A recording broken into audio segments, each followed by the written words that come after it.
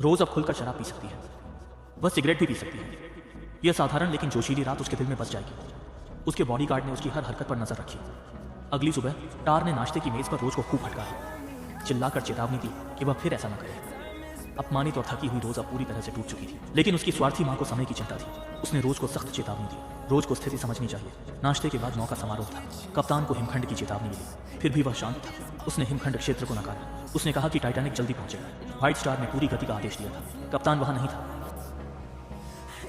शायद इंजन इतनी तेजी से नहीं चल सकते थे। फिर भी उसने कहा कि जल्दी पहुंचने से यात्रा सुर्खियों में आएगी। कप्तान ने मजबूरी में सहमति दी। प्रोपेलर को पूरी ताकत से चलाया गया। संदेह कुछ समय के लिए दूर हो गया। रोज ने देखा कि लाइफ बोट्स आधे यात्रियों के लिए ही थी। अमीरों को वे सुंदर नहीं लगती थी, वे जगह भी घेरती थी। रोज इस बात को लेकर चिंतित थी। तभी जैक अचानक उसकी नजरों में आ गया। वे जल्दबाजी में पास के कमरे में भाग गए। शायद दिल में उमड़ती यादों ने जैक को हिम्मत दी। उसने अपने प्यार का इजहार कर दिया। वह विपरीत परिस्थितियों से लड़ना चाहता था। उसने रोज को विद्रोह करने के लिए कहा, लेकिन उसे सिर्फ इनकार और प्रोत्साहन मिला। उसने कहा कि वह और कार्ल की शादी मजबूरी है। यह जैक के लिए इनकार था। यह खुद को चेतावनी देने का तरीका था। उसने अपना हाथ झटकते हुए वहां से जाने का नाटक किया।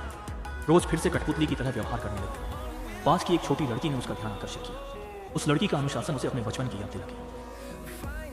उच्च समाज की दीवारें टूट रही थीं। रोज ने साहस जुटाया। वह आत्मविश्वासी युवक की ओर बढ़ी। लहरें पैरों के नीचे टूट रही थीं। वे सूर्यास्त की रोशनी में चूल रहे थे। इस पल में आजादी की खुशबू थी। लोहे की जंग और डूबते सूरज की धूल थी। रोज जैक को कमरे में ले गई। उसने समुद्र का दिल निकाला। वह चाहती थी जैक उसका चित्र बनाए। जैक का हाथ कांप रहा था। उसने पेंसिल उठाई। जब पेंसिल ने कागज को छुआ तो रोज का चेहरा दिखने लगा। कमरे की रोशनी बदल गई। रोज ने पहली बार महसूस किया कि उसके खून में ज्वालामुखी का लावा बह रहा है। चित्र पूरा होते ही यह उनके प्रेम का प्रमाण बन गया।